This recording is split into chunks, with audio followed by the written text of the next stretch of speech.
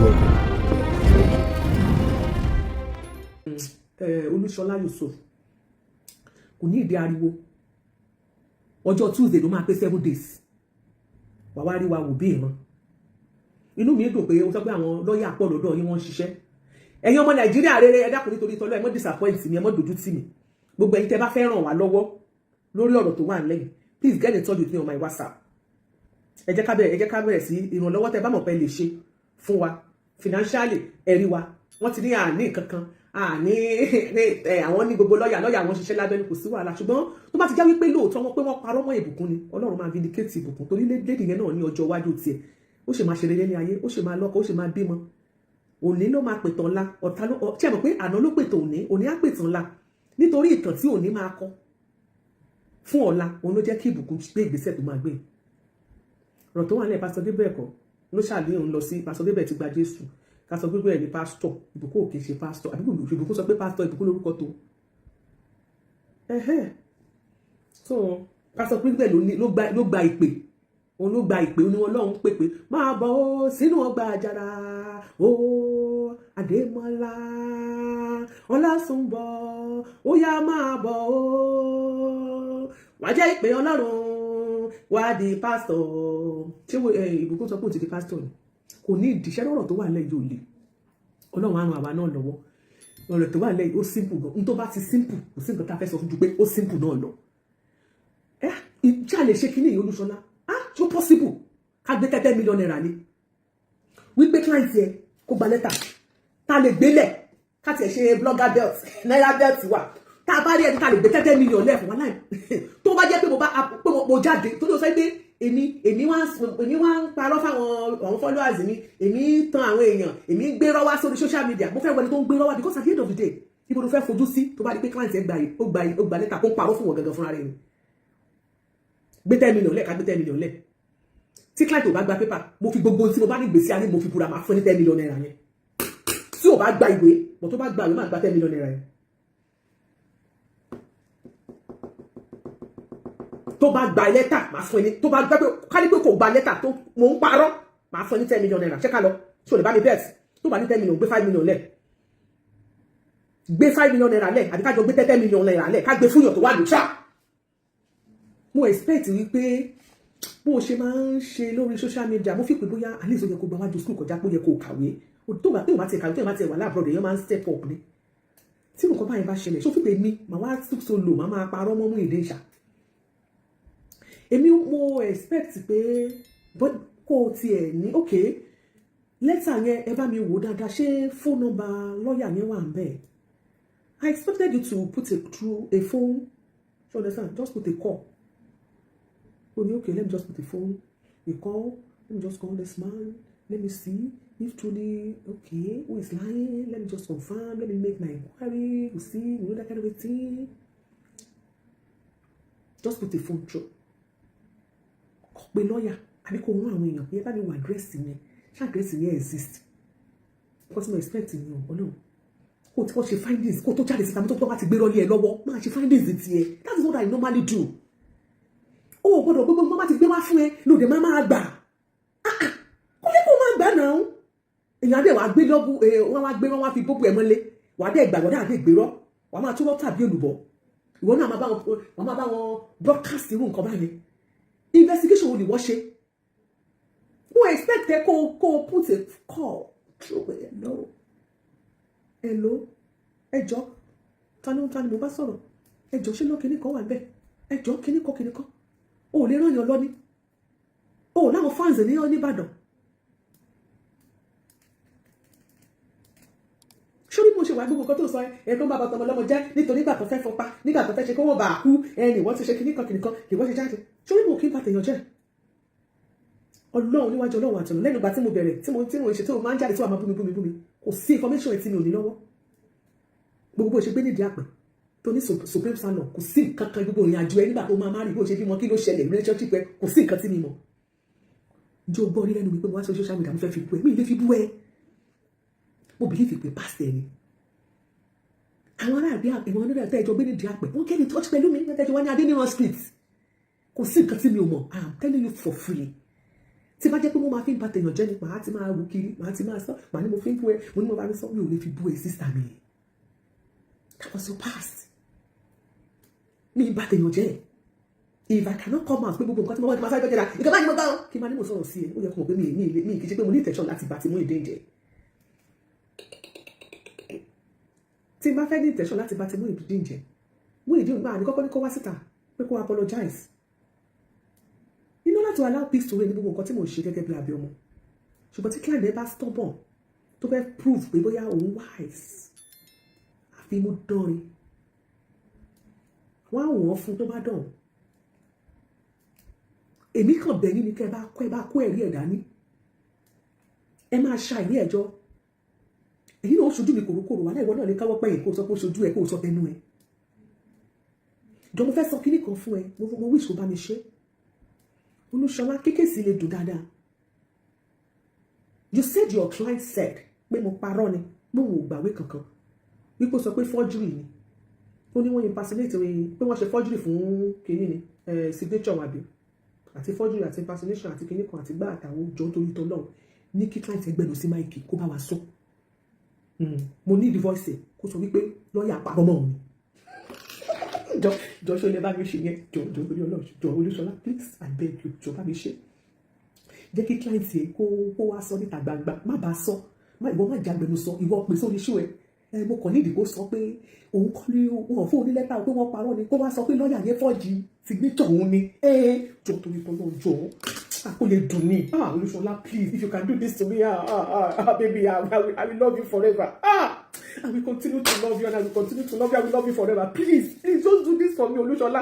bó ti ṣe pé nǹkan yẹn ọkọ yẹn ni mo máa béèrè Ọlọ́run please just do it jẹ́ kí client yẹn kó kàn wá sọ wípé kó sọ jáde ní ìfẹ́ kó jẹ́ pé àtẹnudẹ́nu ní ìfẹ́ wí àtẹnudẹ́nu I really want to and please I want to hear it from the horse's mouth please jọ kí máìkì kó gbẹnu sí máìkì kó sọ wípé lọ́ọ̀yà yẹn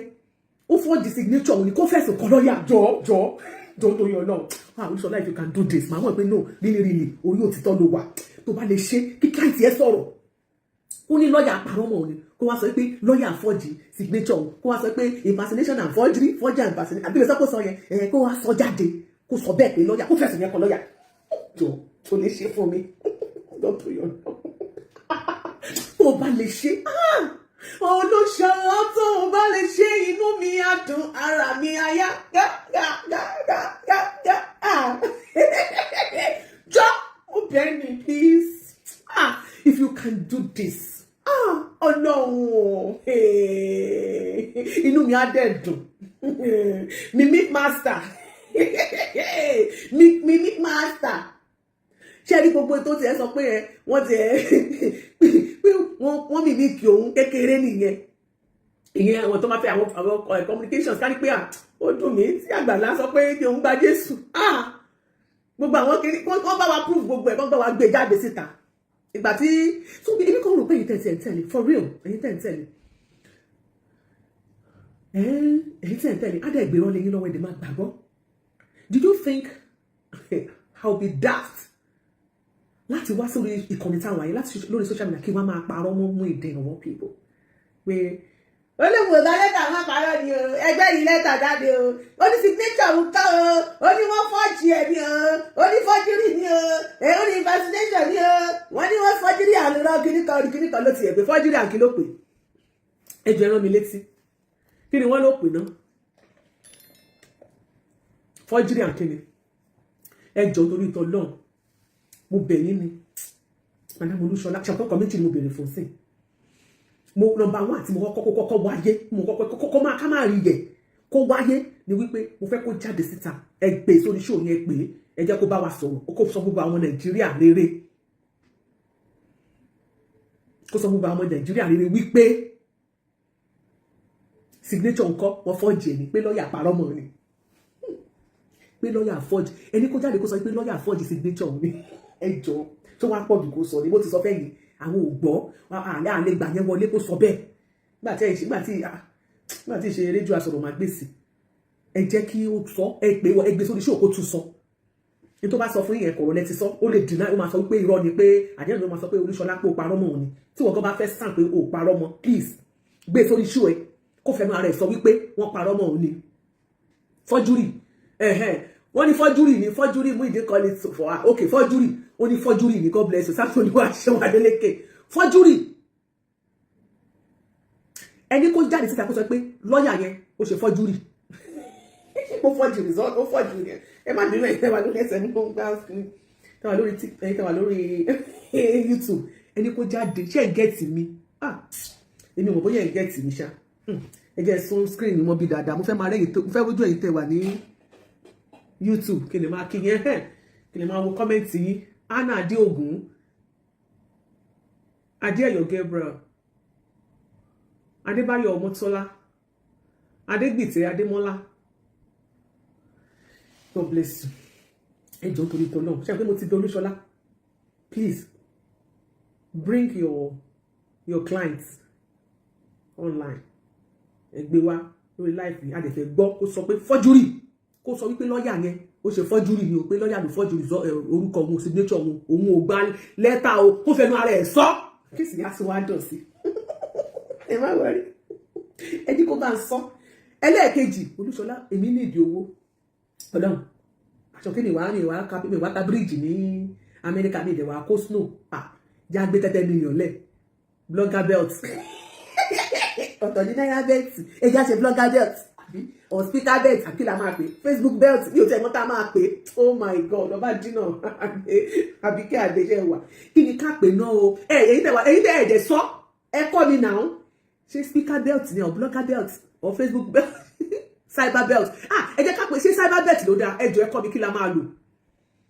èyí tẹ́ wà ń bí floral kí ni ká lò mo mi ní kẹ́láyẹ ni ẹ jọ̀ọ́ kí ni ká lò tí ẹ dá mi lóhùn kí ni ká lò èmi àti Olúṣọlá ṣé ká lò cyber belt torí mo ní ìdòdó ká gbé 30 million naira lẹ̀ 30 million naira each tó bá yẹ pé client torí wọ́n sọ pé ni mo feed àwọn public ní first kìíní kankan mo ti ẹ̀fẹ́ wò tá ló ti ẹ̀ ń parọ́ fáwọn public náà bóyá èmi ni àbí wọ ni ẹ já gbé 30 million lẹ̀ ẹni tó bá ní authentic ló ṣe ẹni tó bá ti ní authentic lọ́wọ́ ni kó máa kó 20 million yẹn lọ Muyideen belt wọ́n ní Muyideen belt ní ká lò ẹni tó ibi tó bá bọ̀ ká lè gbé 30 million yẹn sí bẹ́ẹ̀ tó bá ti mú ìkó máa gbé lọ jẹ́ kẹ́mi àti ẹjọ́ ṣe ká gbé 30 million naira sílẹ̀ cash bá dẹ̀ ká jọ gbélé dollars fine bí i $5,000 ká gbé sílẹ̀ ẹni tó bá dẹ̀ ti mú ìkó máa kó lọ if you can do that for me mo máa really love ìbàjẹ́ kò sí bàbá ńlá sọgbọ́n ogójì tó láyé yìí ẹ jẹ́ ká ṣe metal belt àwọn dollar belt ṣótán blogger belt àwọn yóò ti sọ fún wa náà ẹkúyọyí belt cyber belt okay mini belt local belt blogger belt wọ́n ní bọ́ ìṣòro wa ní kàṣẹ́ àwọn fún ìtẹ́mi Grace Oyeleke oye ẹ̀sùn ọbí tí ẹ̀sùn ẹni tí ẹ trust ẹ fẹ́ ká fún ní 10 million naira Aunty Ṣọlá please let's go with that 10 million naira mi ò bẹ́ jiyàn púpọ̀ gbogbo ariwo tó ń pa oríṣiríṣi mo ṣe lọ́jọ́ ìpín púpọ̀ ní ìjọ pọ̀ mo fẹ́ káwọn Yorùbá mi gbogbo lọ fáàní èmi èrò jọ púpọ̀ ẹ jẹ́ ò ẹ̀rí tèmi o we are going to court o ẹ ti gbọ́ wípé wọ́n ní wọn ò ní lẹ́tà o ààrẹ tí wọ́n láwọn ò rí o bóyá ìlú sì ń bá àwọn àmọ́ o ìmọ̀ ìmọ̀ ọmọdé tó ṣe ń parọ́ fún àwọn godmother wọn o èmi ò dẹ̀ mọ̀ bóyá ó sọ tòótọ́ fún godmother tí godmother jáde tó wá sọ nǹkan mi o torí godmother bó ní jabet ìyẹn dẹ̀ tún da ìyẹn dẹ̀ tún da ìdùnnú ló dẹ̀ tún da supporter bet èmi ò mẹ́ni tó tiẹ̀ ń parọ́ náà méjèèjì bóyá Muyideen sọ bẹ́ẹ̀ fún Olúṣọlá o tàbí ò sọ bẹ́ẹ̀ fún Olúṣọlá àbẹ tó parọ́ náà méjèèjì tó ló ṣeé ṣe kí Muyideen jẹ́wọ́ fún Olúṣọlá pé ìyá ẹ pa mí sílẹ̀ mọ́ pa mí síta kí Olúṣọlá jáde kó wá sọ nǹkan mi ó dẹ̀ ṣeé ṣe kó jẹ́ pé tó sọ fún Olúṣọlá lÓlúṣọlá sọ ṣùgbọ́n ká pé bóyá sọ fún Olúṣọlá nìyẹn Olúṣọlá òfin mọ̀ kó gbàgbọ́ ó ṣe investigation ẹ̀kọ́ tó jáde síta torí tó bá yá àmọ́ àwọn èyí tó ń parọ́ fáwọn public tó bá yá a máa mú àwọn tó ń ṣe àwọn èèyàn lọ́kàn tó ń ṣì wọ́n lọ́nà tó ń pa irọ́ fún wọn torí àṣẹ̀lẹ̀ mo rírọ́ lórí ìkànnì yìí wíkú ló lóko ní pàkúté ni ìpàdé lọ́jọ́ Wednesday ṣe alẹ́ ìgbẹ̀gẹ̀ fúnra ya gbogbo èyí tẹ̀lé Muyideen èké parọ́ fèké rọ́ parọ́ fún wọn ní gbogbo yín in the sense that ìgbà onímìmíkì yẹn ìjọ yẹ kárí go I'm coming what do you want the phone I'm using it come back when I'm done with my show I thought I'm using it come back want to take some soup okay thank you love you darling phone number tell the police ẹ ti mọ̀ náà ẹ má gbà pé mò ń ta orí o crafting àbí ẹ fẹ́ skin ma glow bóyá o ti já mix tẹ́lẹ̀ ẹ fẹ́ repair gbẹ̀rẹ̀ bí gbogbo ẹ̀ skin yìí ṣe kúrukúru coke fanta ẹ wá repair $10 péré this is $15. ó lè wọ́n lọ́la o ibi gan yẹ tí má ti dẹ̀ jẹ́ alágbàtà fún cream yẹn mọ́ believe ẹ máa ra $15 o $15 $10 you can be alágbàtà èyí tí ẹ ní African store ẹ lè kó lọ́dọ̀ tí wọ́n very very good this is $15 this is $10 péré. nọ́mbà tẹ̀lé pé wá sí ẹ jẹ́ ká Uncle Razak Fatai $bet yẹn náà dẹ̀ dá ẹ já fi nọ́mbà síta Olúṣọlá mi ì sọ̀rọ̀ púpọ̀ jẹ́ gbá òkè pẹ̀pẹ̀ wọlé ẹ̀yin èèyàn mi wọ́n ti challenge o wọ́n ní thank you ní 429 ní Muyideen máa sọ pé kò ní ná kọ́bọ̀ pé káwọn lọ́ọ̀yà sì wà ńlẹ̀ kò sí wàhálà ṣẹ́sì mọ̀ páwọ̀ ò ní lọ́ọ̀yà Jésù lọ́ọ̀yà wa 317 429 7082 ẹja ṣe WhatsApp only káwọn tó wà Nàìjíríà náà lè jàǹfààní ẹ̀ dáadáa kó lè wọlé dáadáa.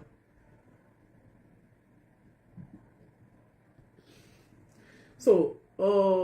ṣé mo lè ṣé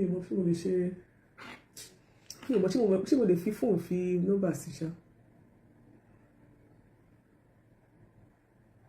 mẹ́sẹ̀jì mo fẹ́ fi sí náà ṣó tán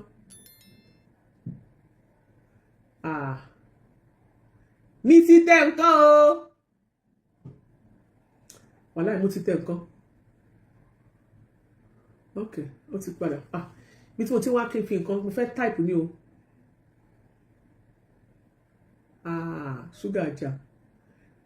ṣáà ra fílẹ̀ báyìí ẹ wò ẹ jẹ́ pé nọ́mbà yẹn fẹ́yìntì wà lórí YouTube mo ń try láti ṣe ká lórí laptop lórí system mo ṣe máa ṣe ṣé ẹ ṣì ń gbọ́ mi ṣáà ìtẹ̀wà YouTube so is that what 317 ó dà kí mo ti pin ẹ̀ 317 ó yá ẹ jẹ́ ń gbé kúrò ní do not disturb ẹ tó bá fẹ́ pè wọlé. So you can call in now.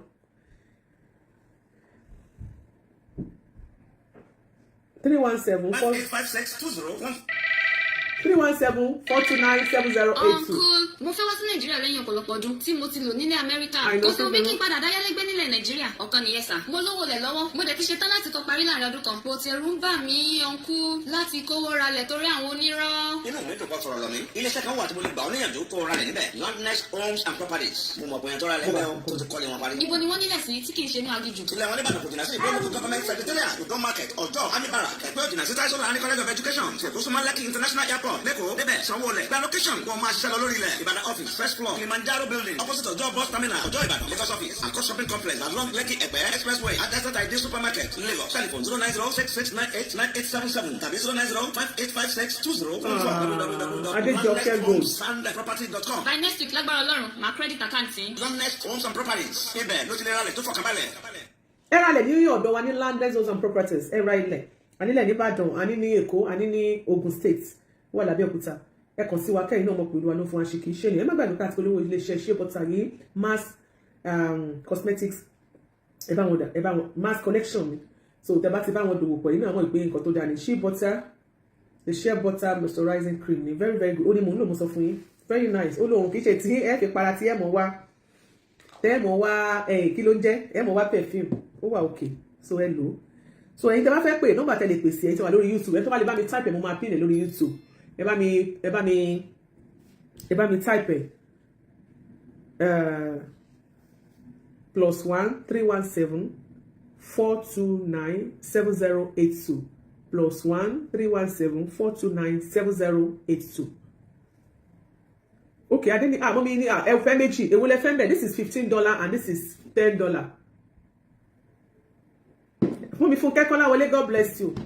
Ó yá ọ̀rẹ́ tó bá fẹ́ pè wọlé ẹ bá fẹ́ bá wa sọ̀rọ̀ ẹ bá wa sọ̀rọ̀. Ẹ bá fẹ́ pè wọlé ẹ máa bá wa sọ̀rọ̀. Àti fi nọ́mbà síta tẹ́ bá lẹ́ni tẹ̀tẹ̀ fẹ́ sọ mass collection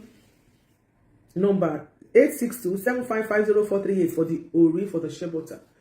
Ẹ̀yin tí ẹ bá fẹ́ pè wọlé yóò lórí ọ̀fẹ́ láti kò sẹ́bà lẹ́nu bọ̀dẹ̀ tó fẹ́ pè wọlé ẹ jẹ́ ká máa lórí ìkànnì yìí nìyẹn kò sí nǹkan tó fẹ́ ṣẹlẹ̀ kò sí tó ń bọ̀ lókè sílé ògbà ẹ jẹ́ ká yín o kánjú gbogbo nǹkan tó ń sọ Iyalaje ó ní kó irọ́ ni mò ń pa o kò ní ìdí ẹjọ́ èwo lẹ́jọ́ kí nǹkan sì mo máa pè mí ẹ mọ́ pè mí ó máa tẹ̀lé ẹ tó bá lọ́rọ̀ sọ ó máa jáde síta lórí ìkànnì táwa ẹ ló ti máa sọ̀rọ̀. Hello ma God bless you ma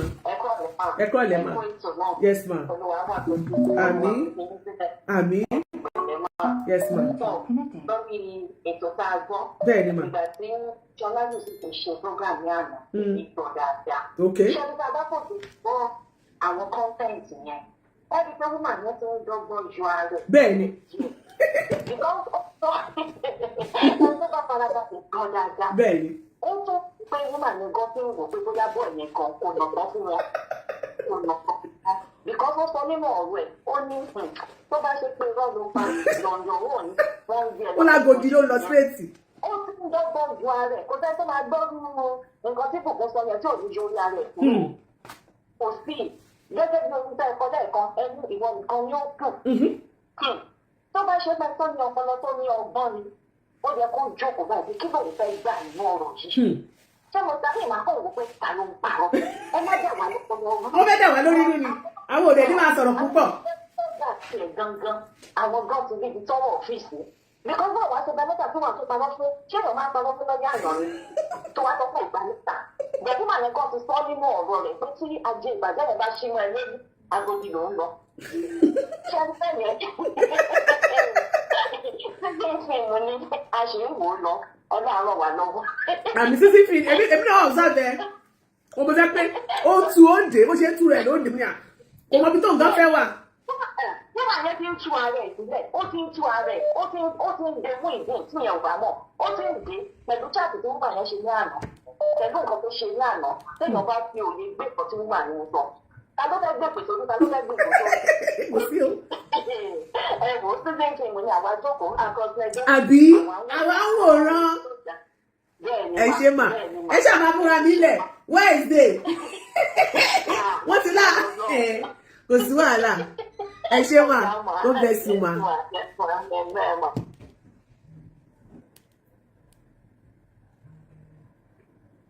ó yẹ kí n connect ẹ mọ Bluetooth. Hello.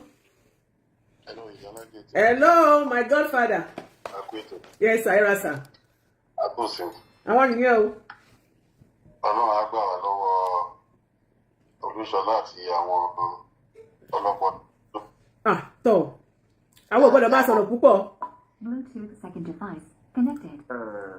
Ọ̀rọ̀ Olusola, òun gbọ́ mọ̀ pé mọ̀ bá Olusola jẹ́ mọ̀ pé òun Olusola lórí sáìbà òkú ẹ̀ mọ́. Ó ti tọ́ òun gan mọ̀ tó bá rí tí o pé ìdílé ìdí abẹ ní òun láti máa fòmù ààrẹ. Tó dẹ́sílẹ̀ tó bá rí òun tó bá ti gbé láti ẹ fẹ́ padà lẹ́yìn mú etí ìtara ẹ̀ mọ́ ni. Ẹ mọ̀ bọ́rọ̀ mú ìdí iná jẹ́ kó rẹ́líváǹtì díẹ̀ jẹ́ òun gan mọ̀ pé òun ò sínú àwọn tó ń sọ. Tó bá ń ṣe fúnra mi lọ́wọ́ àwọn tó ń wà ń bẹ̀ ẹ wo gọ́ọ̀mẹ̀ntì ẹ wo. Òun náà máa sọ pé ó máa ń 35 views. Kó o ṣeré ó bá ń bẹ̀ kó o ṣeré. Ajá lé bàbá mi nù. Àwọn èèyàn náà yọ tẹ̀ wọ́n fi tó tọ́ wa òun gan mọ̀ tó orí sì yẹn ló jẹ́ pé gbogbo ìtọ́ tó ń gan bá nínú ara òun gan mọ̀ pẹ̀lú láti àìjẹ́ láti jẹ́ fún àfihàn mọ́ta rẹ̀. Àpapọ̀ àpàdé pé àjẹ́jọ́ fi tó bá dẹ̀ wà á já ajo lójú òun náà mọ̀ bó ti ṣe máa ṣiṣẹ́ tó ń ṣe. Tó o pe ìwà tó bá ń gbọ́ àbọ̀rọ̀ tó bá ń sọ ẹ má rí lòun gan mọ̀ nǹkan tó ń ṣe. Ó bẹ́ẹ̀ tàgán kó máa fi òǹdà méjì kó Olúṣọlá máa fi òǹdà méjì bó ṣe ọ̀nà kó máa sọ bẹ́ẹ̀. Ó ní fóun dá méjì pọ̀ náà ọlọ́mọ̀ tó ń bá fóun dá méjì àwọn tó jẹ́ fáǹtẹ̀ náà mọ̀ pé ẹni fóun dá méjì ẹ̀ka ẹ tó yẹ pé èèyàn láti ló ń wò tẹ́lẹ̀ kó tó wá lọ fóun dá méjì á kò mú àpọ̀ àtàwọn ọmọ ẹ̀ lórí sáíbà tó kọ́ tó fẹ́ sọ yẹn náà láyé fẹ́ gbọ́ pé ìrọ́wùlù tó fẹ́ pa ẹ ọ̀dà sáà tó fẹ́ràn bá ti wà bá jẹ́ pé tó bá ti ní integrity bá ńlá problem bá ńlá problem ẹ bá lẹ́nu omi tó bá ti ṣe irú ikọ́ tó dẹ̀ máa mú ní view tó ti máa fi mọ́ follower nìyẹn ìgbọ́ tó bá ti presentation ìṣòro wọn ti ẹ̀ starting level tó ti sọ́bà pé gbogbo nǹkan tó bọ̀ yìí sọ yìí ó dà pé ìṣẹ̀ṣẹ̀ rọ ni ó dẹ̀ fọ́ máa tó wọ́n náà ti fẹ́ ó tẹ̀ tó ń ta àwọn nǹkan tó tó pé àkókò lẹ́ni ìparí á jẹ́ kó wà kọ́ ní doctor respect from bẹ́ẹ̀ àkókò máa jẹ́ ro tó tẹ̀ pa pé tó ibi tí mo bá ẹ dé àdúgbò lọ́wọ́ ọlọ́run tó ọlọ́run á pọ̀ máa ṣàbíbá tẹ̀jọ́ àárín sọ̀rọ̀ máa kò sí wàhálà ọlọ́run á ṣàánú fún wa. Yes sir, God bless you sir. Ẹ jẹ́ ká máa wo ẹni tó ń parọ́. A fẹ́ wo ẹni tó ń parọ́ sí. Àwọn ò ní sọ̀rọ̀ púpọ̀. Wọ́n ti kú ti sọ wípé oh yeah, go and charge my phone for me.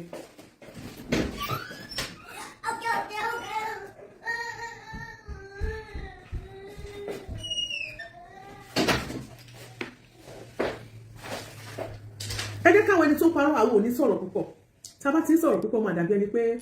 Iyalaje sọ̀rọ̀ púpọ̀ ó ń sọ̀rọ̀ wọ́n fẹ́ mọ inú mi ni ẹ̀dẹ̀ ní láti mọ nǹkan ní láti mọ inú mi mi ò ní jáde síta kí n wá parọ́ fáwọn èèyàn kẹ́ bá sọ pé irọ́ ni Muyideen ò gbàwé mo ti gbọ́. Ó dá o wọ́n ní Muyideen ò gbà hello wọ́n ní Muyideen ò gbàwé wọ́n ní rọ́lá ń pa o ó àti gbọ́. Ìjàpá sọ pé ìjọ́ tóun ti jágbọ́n ọ̀hún ní ọrùn tí wọ́n mọ́ ewu tí ẹ̀ ní ágúmẹ́ǹtì bóyá ó gba ìwé tàbí kò gbàwé ṣé bó lóun ò gbàwé the only thing tí mo expect kò ní Ṣọlá ṣe ni pé Muyideen wà sórí afẹ́fẹ́ jẹ́ kó sọ pé fọ́júrì lọ́ọ̀yà àparọ́ mọ́ ni pé lọ́ọ̀yà ló fọ́jì signature jẹ́ kó wá sọ fún wa lórí afẹ́fẹ́ ló bá tán kí ló pọ̀ ló bá tán wàlá kókàn tiẹ̀ sọ báyìí pé lọ́ọ̀yà ló fọ́jì ẹ̀ o fọ́júrì àbí wọ́n lọ pé wọ́n ní fọ́júrì àbí wọ́n lẹ́sẹ̀ pé ó ṣe pè náà gbé bọ́dì ẹ̀ God bless you jàre lọ́ọ̀yà ló ṣe fọ́júrì o òun ò mọ nǹkan kan pẹ́ kókàn Olúṣọlá mú client ẹ̀ wá kó wá sọ gbogbo ilẹ̀ ti lulẹ̀ Ọlọ́run gbogbo nǹkan tẹ̀ ń sọ yà mọ́ ni ẹ lọ kó lọ́ọ̀yà yín jọ ká wá wo ibi téèyàn ti máa ń ṣe tó máa fi ń jẹ lọ ẹgbẹ́ rí yín jáde Olúṣọlá náà dẹ̀ máa ń sọ̀rọ̀ bó ṣe máa ń sọ̀rọ̀ wáyé òun rí ta ló ń sọ̀rọ̀ pé Abọ́sẹ̀dé kí ló dé tẹ̀yìn máa ń sọ pé òun ẹ̀kọ́ ṣó òun ẹ̀kọ́ ni èèyàn wà nulẹ̀ náà ẹ ṣe máa ń sọ pé bọ́ìsì ní ẹ̀kọ́ ṣáà ìkọlẹ̀ sọ́lọ́jọ́ ẹ̀pọ̀ ẹ̀kọ́ ẹ tún dé lónìí ẹ ló ń ẹ̀kọ́ Ọlọ́run ṣàánú yín ẹ lọ change fóònù yín ẹ lọ sọnù ẹ jẹ́ àta fóònù yín ká fowó ẹ̀rà nǹkan tó ń ṣe ẹ má bínú kí ni irú Muyideen yẹn máa gbé rọlé yín lọ́wọ́ kí náà dẹ̀ máa tó tàbí èlùbọ́ ẹ̀dẹ̀ ń gbà á ó sọ fún yín pé fọ́júrì ẹ̀yin náà dẹ̀ sọ pé ẹ gbà wọlé ó sọ mímíìkì ẹ̀ ń gbà wọlé láì ṣe pé ẹ̀yin gúrùpù tẹ́ ń gbà wọlé láì ṣe pé gúrùpù yín ẹ ti ní dementia láì ṣe pé nǹkan kan wà tó ṣe gúrùpù yín ẹ lọ wá nǹkan yìí gbogbo yín tápátá ń tẹ̀lé yẹn ó yẹ kán lọ ṣe tẹ́sì fún yín nǹkan kan wà níbì kan ó rọ́ǹgì níbì kan something is wrong somewhere nǹkan kan ṣà ń ṣe yín ṣá tó bá mú kẹ ẹ máa gbárù Muyideen yẹn gbọ́ something is wrong somewhere Ọlọ́run gbogbo ẹ̀ signature gbogbo ẹ̀ mílíkì ẹ ló sà bàbá wa wù jẹ sà ẹ ṣe oúnjẹ alẹ́ Adékọ́lá àwọn tó fẹ́ máa convince wa bó ṣe máa ń ṣe ìyẹn tó bá ti já máa ní ìfẹ́kọ̀ọ́ yìí. Okay Abọ́sẹ̀dé àwọn ni I never said that ẹ̀wù kan tẹ́ ẹ kọ́ náà ẹ sọ pé ìfẹ́kọ̀ọ́ yìí ìwé àkọlù mi ilẹ̀ fẹ́ táì tó change síbẹ̀ ẹ ra sà bóò ni ẹ mà kọjọ́ mẹ́ta. wọ́n ní fọ́júrì ni o wọ́n ní fọ́júrì wọ́n fọ́júrì. They are very stupid. They just the way the guy said one minute voice. Now they want to forge letter. Ó wà ní bèbè ẹ̀ ó dẹ̀ máa kó ọ̀pọ̀lọpọ̀ àwọn tó tẹ̀lé náà. Because my one thing more start lórí program. Mo ní ìwà tí sílẹ̀ tó lẹ̀. Abọ́sẹ̀dé mo sì gbọ́ mà God bless you ma. Agbàlá Gabriel dákẹ́.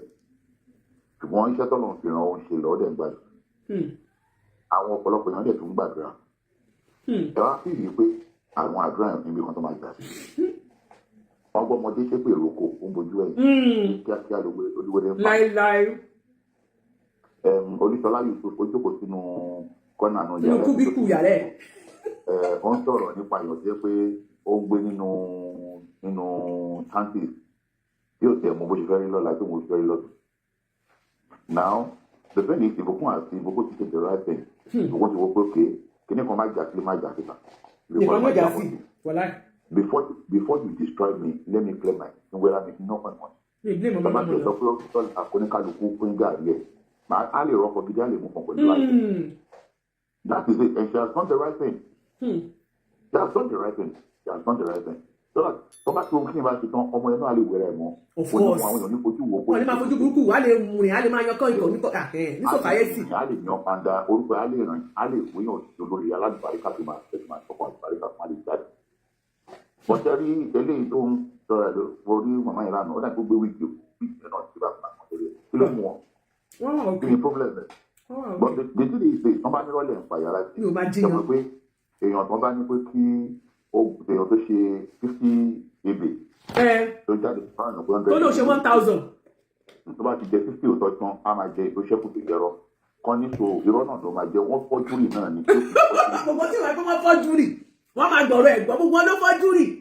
Wọ́n fọ́júrì gidi ojú wọn fọ́ gan àti inú àti ìta. Wọ́n á fọ́júrì kan àti dàgbòdì ní ìkan múra.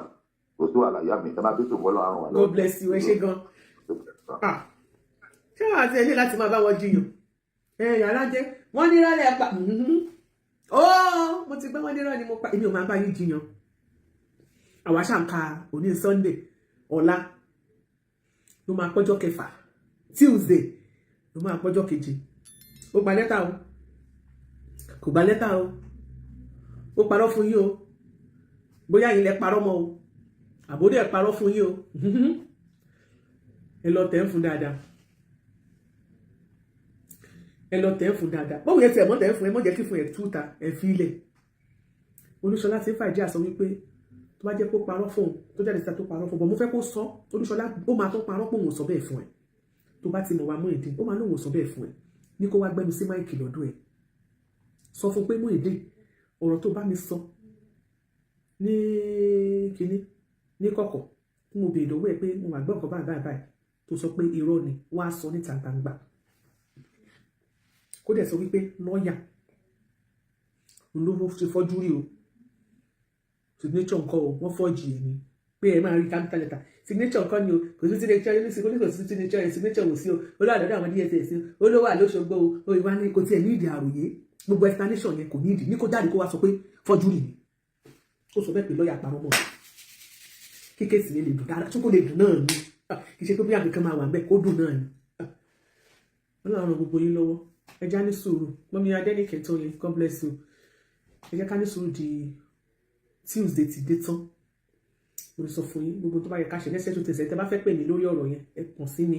lórí WhatsApp mi 3+1 317 429 7082 torí wọ́n ti jẹ́ wọ́n ti sọ pé wọ́n lá àwọn òun ní owó kankan káwọn fẹ́ náà tiwa àwọn olówó àtúpàdé lówó ṣùgbọ́n àlọ́lọ́ adẹ̀ láwọn èèyàn tí wọ́n jẹ́ abí ọmọ tòótọ́ tí wọn ò fẹ́ kí ibi ó ṣẹlẹ̀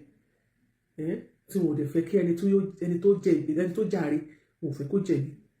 táwọn náà ò bímọ tí wọn ò fẹ́ kí ayé Ìbukun bàjẹ́ Ìbukun ò jáde kó parọ́ mọ́kọ ẹ̀ náà wáyé tó fi ń parọ́ mọ́ ìyàwó ẹ̀ òrówó wáyé pé wọn ló bá bí Ìbukun kẹ́ni kọ́kọ́ ẹ̀ wá jáde kó wá pàdé àdúró lọ́yẹ̀ mọ́ gẹ́gẹ́ bí abí ọmọ inú àdùn àfọwọ́ra lórí wa inú àmà dùn àbí ò ní fẹ́ lórúkọ ọmọ ẹ̀ tó ṣe máa clean image tó ní jẹ́ kí image dent ò ní sáré àbí ọlọ́run àrùn gbogbo yín lọ́wọ́ ọlọ́run ní já fọ́jú rìn ọlọ́run ní já fọ́jú rìn o àwọn kan ti ń fọ́jú rìn o Muyideen ni wọ́n fọ́jú rìn ó bẹ̀ ń gbélé yín lọ́wọ́ yìí náà dẹ̀ tún fọ́jú rìn ọlọ́mọ jà fọ́jú rìn o ẹ jẹ́ àmọ́ lajúlẹ̀ tá a bá ti rìn o mọ́mí Ìyábọ̀dé Adébíyì ẹ jẹ́ máa lọlé o kò sọ̀rọ̀ púpọ̀ tá a fẹ́ sọ o èmi kan ìbàkan máa sọ fún Olúṣọlá pé nǹkan méjì ni mo tọrọ kó bá mi gbé client ẹ̀ jáde ẹlẹ́ẹ̀kejì bóyá ó gba lẹ́tà bí ó gba lẹ́tà rẹ̀ ẹ jẹ́ ká jọ bẹ́ẹ̀ tẹ̀lé 30 million naira tó bá dẹ̀ tẹ̀ ká gbé ní $5,000 kò sí wàhálà mo wà nílé tó bá ti rẹ́dì èmi náà ti rẹ́dì ẹ jẹ́ kó sọ kóhùn fún ara rẹ̀ kó fún wa lẹ́ni tí mo máa kówó yẹn fún kó sọ jẹ́ ẹni tí olúwa tó sọ ọ̀dì tá a máa jọ gbé 30 million yẹn lẹ̀ fún táwa kí gbogbo àkáwà òbí ṣe ọlọ́mọdé àfọ́jú rìn bí ẹ̀ bá ti ẹ̀fọ́jú ṣúgbọ́n ní òṣèmọ́ ni yóò mọ̀ ní gátagátá ẹ lajú yín o ṣé blogger bet ni ká ṣe mọ́mí Olúwọlé ọ̀gbẹ́ni Olúwọlé Awósànyà ṣé blogger bet ni ẹni tí màtí Muyideen sọ̀rọ̀ wọ́n ní kó náà wá búra excuse pẹ̀lú gbogbo bó ṣe ń sọ̀rọ̀ kò jáde síta kó wá sọ̀rọ̀ ó tún jáde síta ó ní wọ́n fún gbogbo nǹkan ó ṣàmà ń parọ́ àbọ̀bọ̀ Muyideen yẹn parọ́ ṣá no ṣe láwọn fámílì Muyideen wọ́n lajú wọ́n lẹ́sìn yìí o táì tó yẹ kẹ́ tètè ṣe àtúnṣe kí nǹkan má bàjẹ́ ẹ̀ ní ṣe tí ẹ bá jábí ọmọ lóòótọ́ táì tó yẹ kí ìyá ẹ̀ kó tètè lọ ṣe àtúnṣe lélẹ̀ kí ẹ jẹ́ kí ọmọ yín kẹ́ lọ tẹ̀ nínú dáadáa kó tètè ṣe àtúnṣe wọ́n bá yé sórí at the end of the day àfọwọ́fà ni gbogbo nǹkan tí Muyideen ṣe àwọn àdé ní sọ̀rọ̀ àwọn máa fọwọ́ lẹ́rú báyìí. Ìbùkún gọ̀ǹsán gbogbo wa ń gbádùn ẹ ó yá Ìbùkún gọ̀ǹsán gbogbo wa là ń gbádùn ẹ gbogbo wa là ń gbádùn Ìbùkún. God bless you all. God bless you sister Bọ́sẹ̀dé Ládàánú mi ìmọ̀ orúkọ yín pronounce o báwo ló ṣe máa pronounce sọ́ọ̀nì mi yẹn Ládàánú àbí mi ìmọ̀ ẹ wá sórí WhatsApp ni ẹ pronounce ẹ fún mi lọ́jọ́ mi ní máa Robin Tóyìn God bless you ma mi ní máa pronounce ẹ dáadáa Ògúnlùyì Ògúnládé Kòfórólọ́lá God bless you ma Ayọ̀bámi Ààrẹ Àyàndá God bless you sir. Táyì tó yẹ kí gbogbo àwọn abiyọmọ tó wà ní fámìlì ẹ̀ kan jáde lè káyọ̀ ọmọ wọn má bàjẹ́ ẹ lájú yín kalẹ̀ kó mọ parọ́ fún yín kó mọ gbá lẹ́tà ó lọ́dún àdó yóò ṣe mí èèyàn kan bá pariwo ó bá kọ Iyalaje ìjọba mi ṣe kí nìkan mi ò bá yàn bẹ̀bẹ̀ tó bá ti bọ́ sórí táìmù tó yẹ kẹ́ lè ṣàtúnṣe ń sìn tẹ́ bá fẹ́ ká bẹ̀bẹ̀ rí ká yanjú ẹ̀ ṣùgbọ́n tó bá pẹ́ bá dúró dúró wípé òótọ́ ló sọ fún yín wà láì wọ́n fi tepúlù wọn fún yín kò sí wàhálà èmi ò kì í sọ̀rọ̀ púpọ̀ ẹ jẹ́ ká jọ fẹsẹ̀ sígbà náà Olúṣọlá ẹ jẹ́ ká jọ fẹsẹ̀ Fúnmiláyọ̀ Ahmed God bless you Ayọ̀túndé David owó ṣe ní God bless you ma ẹ jẹ́ kí n máa lọ lékè náà nílá sí gbé bọ́dì ẹ̀ mo rí yín lẹ́ẹ̀kan ta ni mo tún rí o ó yẹ kí n tún dárúkọ mo rí Ìdùnnú homes and properties lẹ́ẹ̀kan God bless you ma Fẹ́mi Akin mo rí yín Godfather wa Ali Baba mo rí yín Fẹ́mi Best God bless you ẹ ṣé gan yín tèmi o ẹ má gbàgbé lè ṣe Láàrin homes and properties à ń ta ilẹ̀ tó bá fẹ́ ra ilẹ̀ tẹ bá dẹ̀ kájọ ṣe 3-way course pẹ̀lú àwọn onílẹ̀ ẹ pè mí àgbàgbé wọn sórí fóònù gbogbo tẹ bá fẹ́ lẹ̀ sí bẹ́ẹ̀ fẹ́ jọ ṣe tẹ bá fẹ́ kí n gbọ́ sí ẹ jẹ́ kí n mọ̀ kọ́kàn yín lè balẹ̀ kò sí wàhálà tẹ bá dẹ̀ fẹ́ ra share but ẹ má gbàgbé èyí tí skin yín àti wọnú àwọn táwọn àbí ẹrù àti fẹ́ wọnú summer báyìí àti fẹ́ wọnú winter pẹ̀kú tútù báyìí òtútù mọ̀ máa tọwọ́ bomi ṣáṣáṣáṣáṣá time yìí la need láti tètè rà ká bẹ̀rẹ̀ sí máa lò ká fi repair skin wa ṣe ti rí.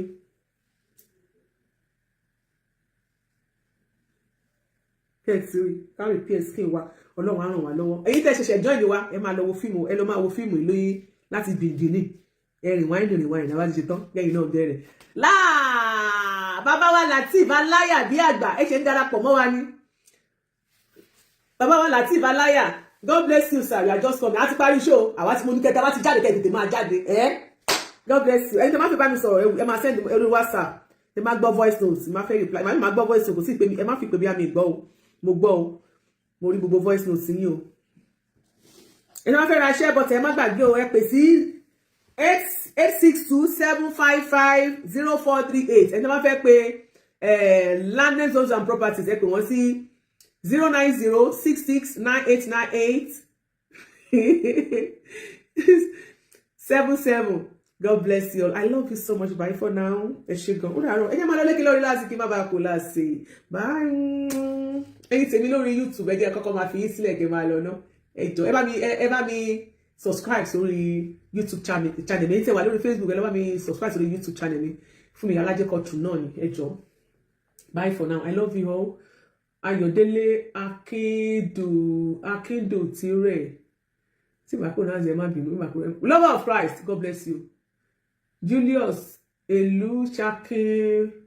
God bless you. Beautiful mom, God bless you. Oluwole Awosanya, God bless you. Everybody, where is it today? Bye for now. Love you all.